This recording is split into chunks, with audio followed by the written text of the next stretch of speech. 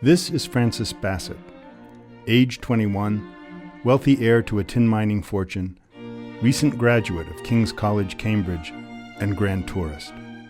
For many elite young men of the 18th century, the Grand Tour, often a year or more of travel on the continent, was the capstone of a classical education, and the cultural high point of the tour was Rome.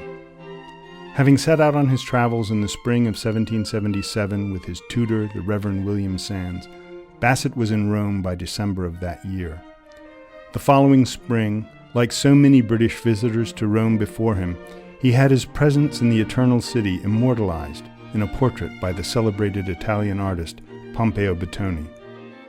In this grand full length, he appears surrounded by emblems of Rome. He leans on a marble plinth with a low-relief antique carving of Orestes and Electra, the son and daughter of King Agamemnon, who avenged their father's murder. The original of this relief was in a collection in Rome. Bassett holds a reduced copy of Giambattista Noli's famous map of the city, originally published in 1748, and much used by generations of tourists.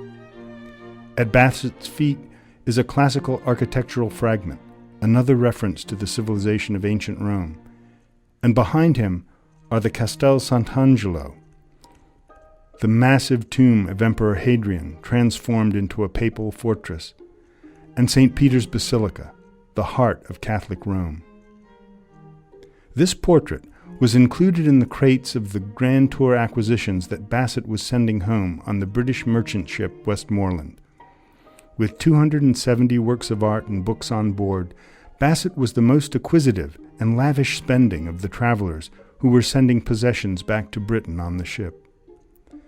Bassett's possessions included a suite of watercolors of the Alban Hills by the brilliant young painter John Robert Cousins, copies after old master paintings, such as this watercolor after Guido Reni's celebrated Aurora, a complete set in 14 volumes of the etchings of Giovanni Battista Piranesi.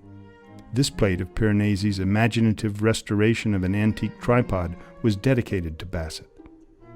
A library's worth of other books and prints, and a set of architectural plans for a chapel, presumably for Bassett's home at Tahiti Park in Cornwall. Neither the portrait nor any of the other artworks and books made it to Tahiti. The Westmorland was captured by French warships in early 1779. It was declared a prize of war, and the works of art and books were sold to Carlos III of Spain. The loss must have been devastating to Bassett, but in the end, it was only a temporary setback in a lifetime of collecting.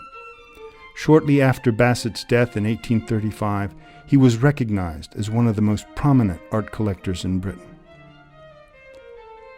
When the contents of the Westmorland arrived in Madrid in 1784, the full-length portrait of Bassett attracted the attention of the Spanish Prime Minister, Floridablanca. While serving as Spanish ambassador to the Vatican several years earlier, Floridablanca had had his own portrait painted by Batoni. Floridablanca ordered the portrait of Bassett to be installed in his residence. He neither knew nor cared about the sitter, but he admired the painting. After the establishment of the Museo del Prado in the 19th century, the portrait of Bassett was transferred there. By that point, the identity of the sitter had been lost. He was simply un joven Inglés, a young Englishman. In the 20th century, an English visitor to the Prado thought he recognized a family resemblance. He contacted the Prado with an identification of this young grand tourist as Charles Cecil Roberts. So the work was labeled for many years until the Westmorland Research Project established the true identity of this young man, Francis Bassett.